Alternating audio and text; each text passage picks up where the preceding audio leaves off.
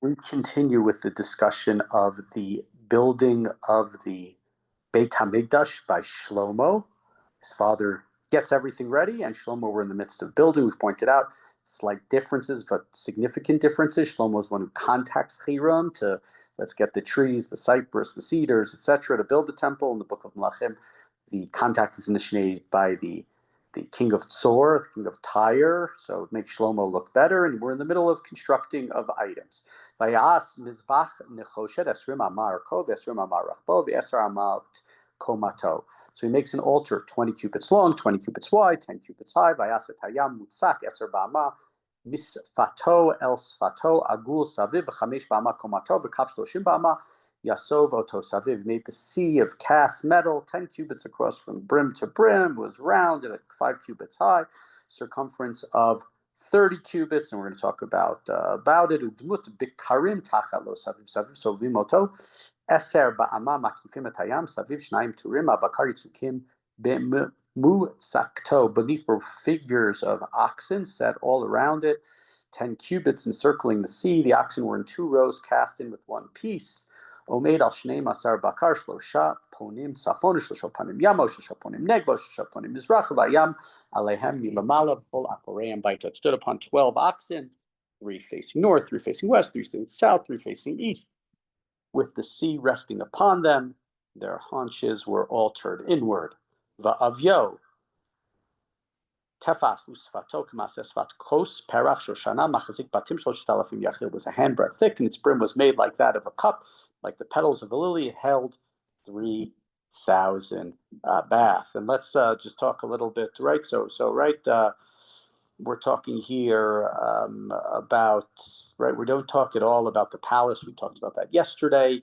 It's all about the temple, the Beit HaMikdash. Right, Shlomo's palace is not important for this book. What's important is the Beit HaMikdash, the splendor of it. We have a little bit inflated here. In Kings, it talks about 2,000. Here, there are 3,000, and we'll see other aspects of it as well. Right here, obviously, we have the 12 oxen by the sea, is like the 12 tribes of Israel, and they're supporting the sort of the ritual purity of the Beit HaMikdash, etc., etc. Okay, let's get back into the next verses in it, and I should explain that when it talks about sort of what calls the sea here is the basin where the hands would be washed. This huge circular washing station or such that the Kohanim, used for we'll call Netilat Yadayim. Continuing verse 6, Vayas ki yorim asara, vayitain chamishim miyamin v'chamishim mismol, rachsa v'hem et ma'aseu ha'olah yedichu vam, vayam l'rachsa l'kohanim bo. He made 10 bronze lavers for washing, 5 on the right, 5 on the left. They would rinse off in parts of the burnt offering, but the sea served the priests for washing. He made 10 lampstands of gold and placed them in the great hall, 5 on the right, 5 on the left. I don't think we have 10 described to us back in the book of Melachim, but this is showing the significance and the importance of how much is being built and how great and the splendor and the grandeur of all of these items. He made 10 tables, also placed them in the great hall, 5 on the right, 5 on the left. It was very into symmetry. And he made 100 golden basins. And so back in the book of Melachim, there it's only 1 table. Here there are 10 tables, right? More grandeur is being given. Right, the people are building a much more modest second temple. Maybe it's to inspire them, charge them, push them, challenge them to do more, it's everything that Shlomo did emphasized here and made greater. He built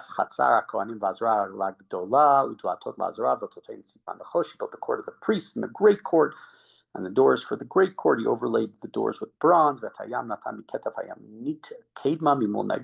the right to see, the large place to wash your hands, on the right side at the southeast corner.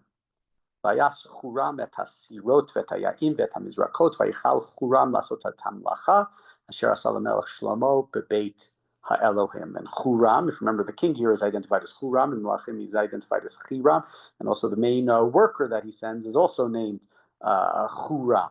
So presumably he's talking about the worker, not the king of Tyre.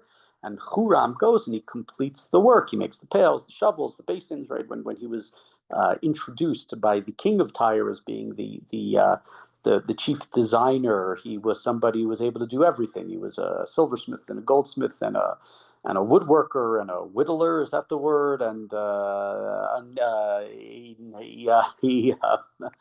he was a needle pointer and a crocheter and all the other things. He could work with all the different mediums that were needed for the building. So now when it has been completed for Shlomo and for the work that Shlomo had done, by the words Vayichal, we know the word Vayichulu. We don't have it as much here, but in the past, with the construction of the Mishkan, the construction of the Beit HaMikdash in the book of Melachim are often compared. There's language, there's colors, there's similarities to the creation of the world story. There's blessings that happen after the construction of the Mishkan by Moshe, just like God blesses Adam and Eve, and at the end of the first creation story. And we of course have, right, Kiddush. It's not that far away, 36 hours or so, Friday night. Vayichulu Hashemayim Ba'aretz, and we have Vayichal Moshe. It talks about in the end of the book of Shmot the work that was completed by Moshe. And here too we have the word Vayichal, right? Also this idea and sense of completion. The Mishkan is supposed to in many ways mirror, and the Beit HaMikdash mirror the creation, right? Creation is about God creating a home for man, and the Mishkan, whatever it means, is about man creating a home for God per se.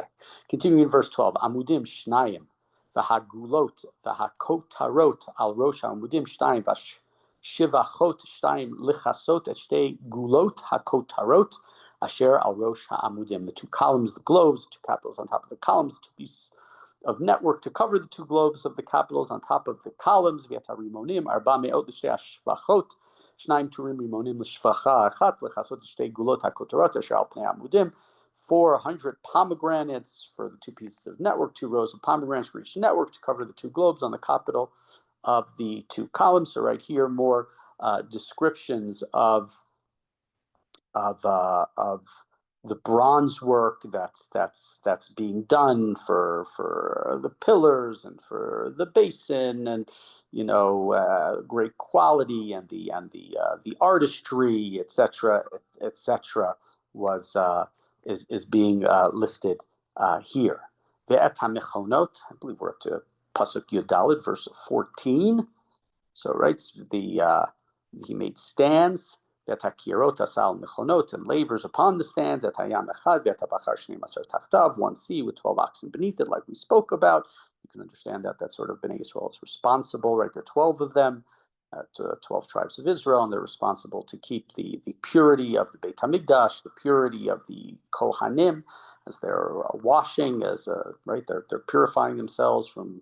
But it's also symbolic in that sense. V'atasirot, v'atayaim, v'atamizlagot, v'atkol kleim asach Huram aviv, Elimelech Shlomo, Leveit Adonai, Nechoshet Maruk, the pails, the shovels, the bowls, the vessels he made for King Shlomo, for the house of God, were made by Huram, his master, and they were of burnished bronze, right?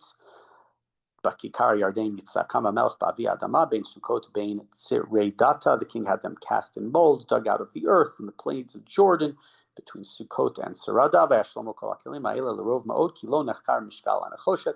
Shlomo made a very large number of vessels. The weight of bronze could not be reckoned. It was so great that we couldn't count the number. And it's not long ago that we have blessings from God to Shlomo, where Shlomo thanks God. I forget which one it was. I think Shlomo thanks God for making him king over a nation that's so large and so great that you cannot count them. like dust of the earth. And so here we see sort of the same idea. Everything that was being used was so great that it was not able to be counted. Continuing verse 19. Shlomo made all the furnishings in the house of God, the altar of gold, the tables for bread, the displays, the lampstands and the lamps to burn as prescribed in front of the inner sanctuary of solid gold. So they were gold, and right, we need these for light, and we talk about the lamps and it being tamid. It has to be a constant. Yes, only one was described to us in the Mishkan, but here Shlomo makes more of them. Beit HaMikdash is bigger, etc., etc. V'perach v'anerot v'amolkachayim zahav v'michlot zahav, petals, lamps, and tongues of purest gold. V'amizmarot v'amizrakot v'akopot v'amachtot zahav sagur v'fetach habayit laotav ha'pnimiyot lakodesh kodashim v'ladatei habayit leichal zahav. The snuffers, the basins, the ladles, the fire pans, solid gold, and the entrance to the house, the doors, the inmost part of the house, the Holy of Holies, and the doors, the great halls of the house of gold. So he makes them. He used a lot of gold. Right, it's very, very ornate. It's supposed to inspire people. Shlomo had already said earlier, I'm not really building a house of God. How can a house, when he was talking, sending messages to the king of Tyre, how could somebody build a home for God?